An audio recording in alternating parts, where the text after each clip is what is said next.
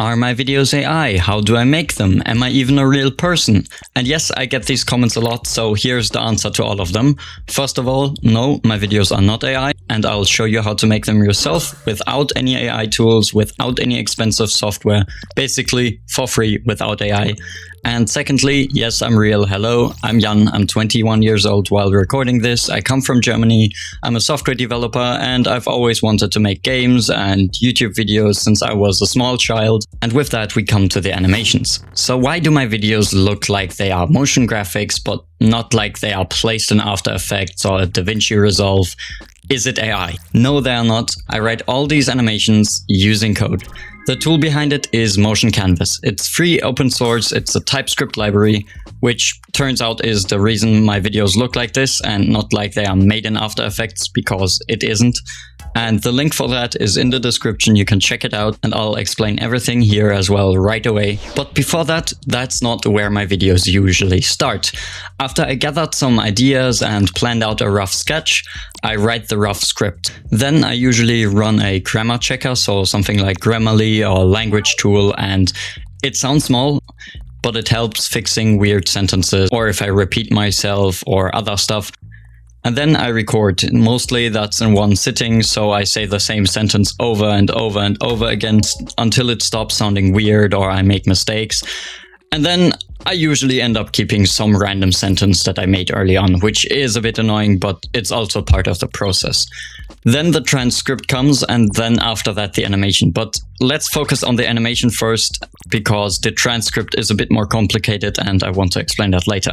So by the time I usually open a scene file, you can imagine I already have the words transcribed in a file. They already exist. I have my voiceover recorded, and the animation is usually the second or last thing I do before publishing, which is also the part that's a bit difficult in the beginning. So how do you set it up? First of all, this is the command you need to run to install Motion Canvas, the TypeScript library I mentioned before, and then it will ask you a few questions, and then it puts your project inside a folder. And if you run these other two commands here, you can get a nice preview, just like in other editors with the timeline scrubbing through. Importantly, this editor is just a preview, so nothing like DaVinci or After Effects. There is nothing you can do there to like save anything or create new graphics, because what's actually important in Motion Canvas is the source folder.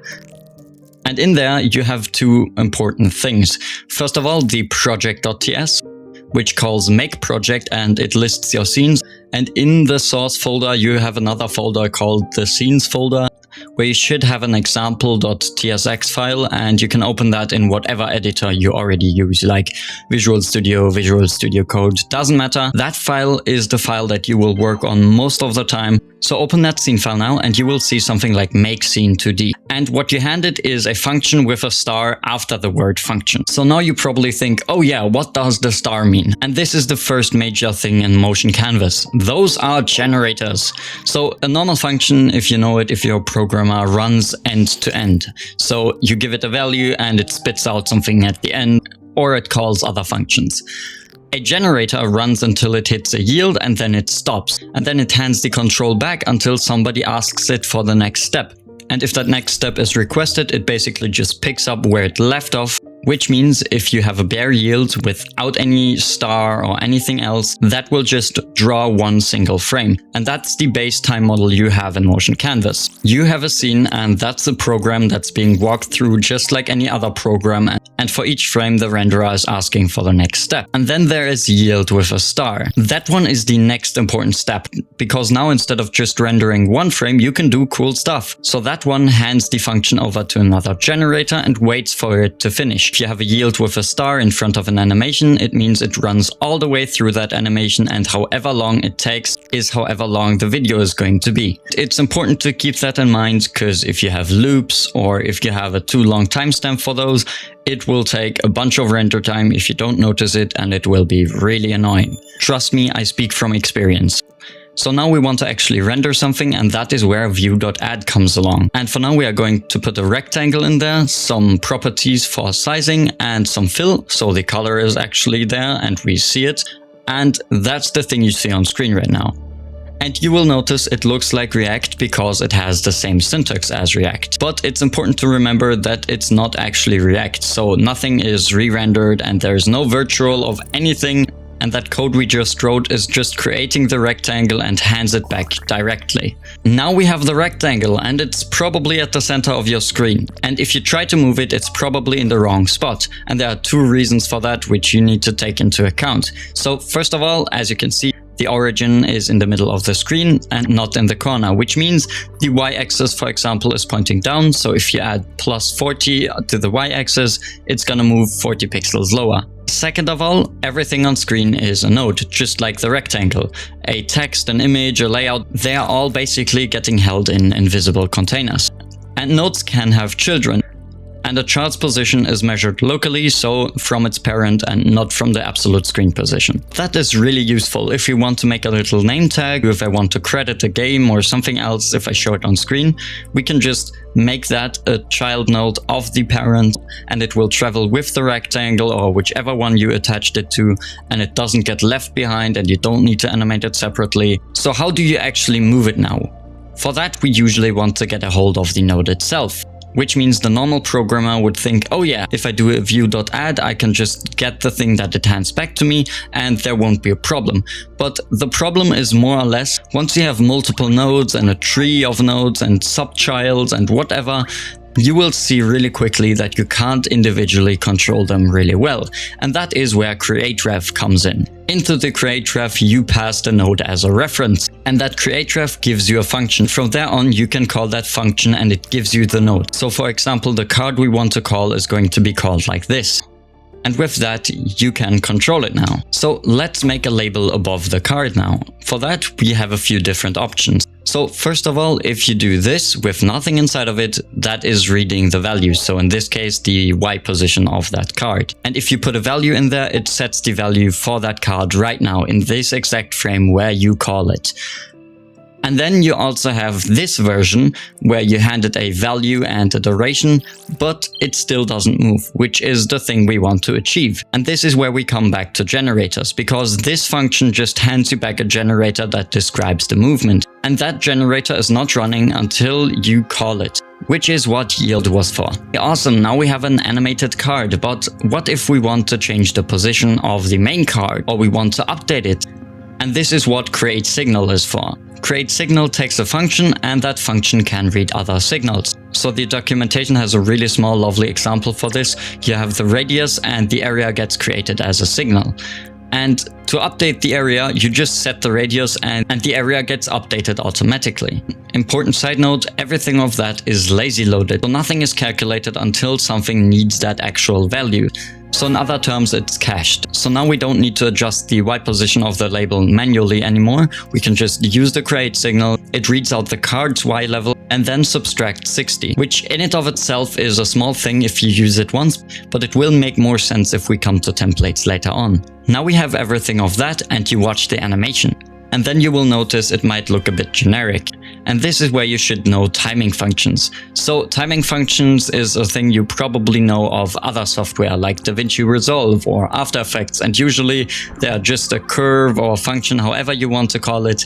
It's a function that takes on a number between 0 and 1 and gives you back a value between 0 and 1.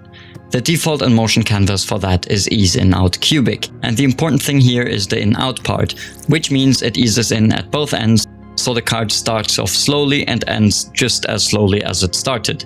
But for most cases you want to change it a bit. What you usually want is something like ease out cubic, which means it starts off directly and then it settles into position. You can pass it as the third argument of our animation function. It's also good to know that there is a linear function as well, which basically just means you have constant speed, dead stops, dead starts, all of that stuff.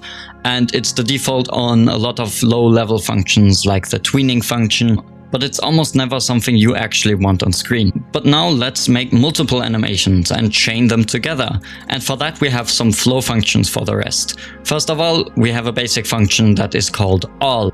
which means it runs all the things inside of that function together and finishes when the slowest one is done. Then we have chain, which basically just runs through them in order. And then we have wait for, which does nothing for the time you give it. And you usually want to use this if the viewer needs to read something or look at something and just give a short pause in between. And lastly, we have sequence. So the sequence takes in a delay and a list, and it just starts each one with a small delay, and it doesn't wait for any of them to finish, like in the chain function. And I mostly use the sequence function. So for example, if I want to have a row of cards which animate in, I don't want to animate them all arriving together because it really looks like a PowerPoint slide then. Instead, usually what I do is I use the sequence and then I just set them 1/10 of a second apart so it looks a bit staggered in the animation. And to make those rows, you have another helper, a layout. And that layout lays its children out with a flexbox. And yes, that's the flexbox you already probably know, so direction, gap and padding, all of that means what you think it means, so changing the gap will increase the spacing between them. But one important thing with the layout is that once it owns a node's position, you cannot set that node's position or animate it at all, just as a side note.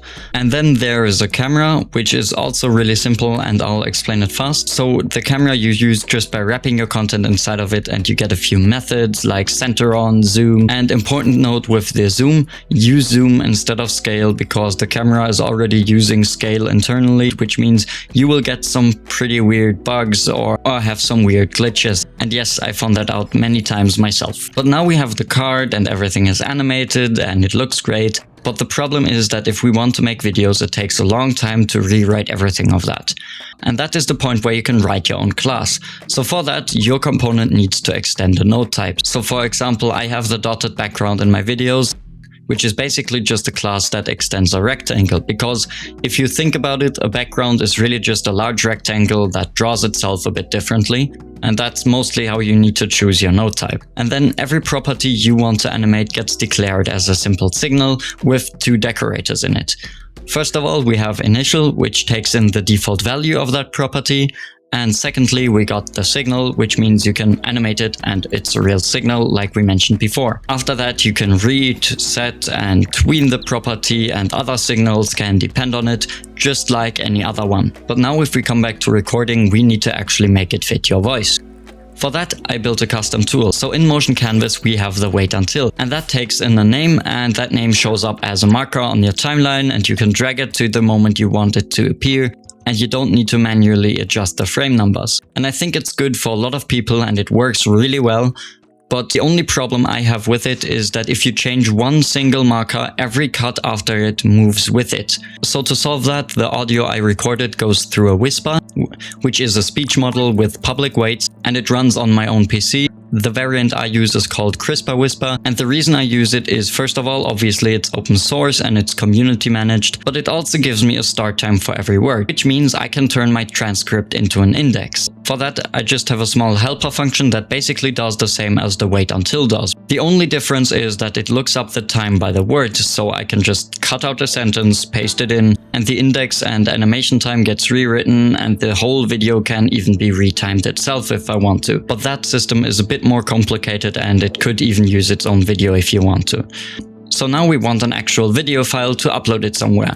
And for that we have the render button in the editor. And by default it's set to image sequence, which means you get 1 picture per frame, and with a longer video that's thousands of pictures and you don't get a video. And the solution for that is just change it to the video exporter, and then you get the finished video inside the output folder of your project with your whole animation and everything. So 2 important things here. So first of all, it's less than a normal video editor where you scrub back and forth and change things manually, and more of the, I would say, programmer way of doing things. So you basically change the value and then change it again until it looks kinda right and experiment a bit. And I'm pretty sure this is why most people don't really like this way of animating, but I think it works really well if you're used to programming and game design because it fits more into that workflow. And then also the comment of the video AI generation.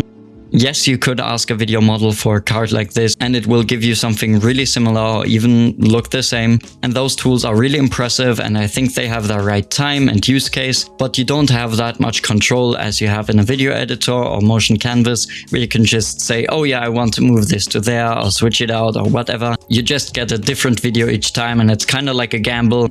So you might get a bunch of different variants you didn't ask for. And I think that is the important difference. Even though they might look the same, you have a file where you can control everything and decide everything yourself. And yes, you can even use AI here if you want to. I mean, I use it in the grammar for my scripts, in the editor when I'm fixing some component. AI is really good at typing and writing fast, and that is what it should be used for. So as a tool. But it's important that you as a person still stand behind. I've been putting videos on YouTube for years now, like Minecraft videos at first, and they were really bad, but they were bad in a way that only a child could make them really bad. Then I did really bad devlogs, and none of them are like in a showcase or a portfolio. But the important thing is that so you still need to decide if you want to choose bad thumbnail A or bad thumbnail B. And even if it looks bad like my first Minecraft videos, I would say it's much better to have an embarrassing version that you actually made yourself than to have one that's fully made without your input into them. And with all these things is basically how I make all my videos. So for that, the documentation is in the description and my Discord is as well. And the next video is back to game development content. And with that, I hope I'll see you in the next one.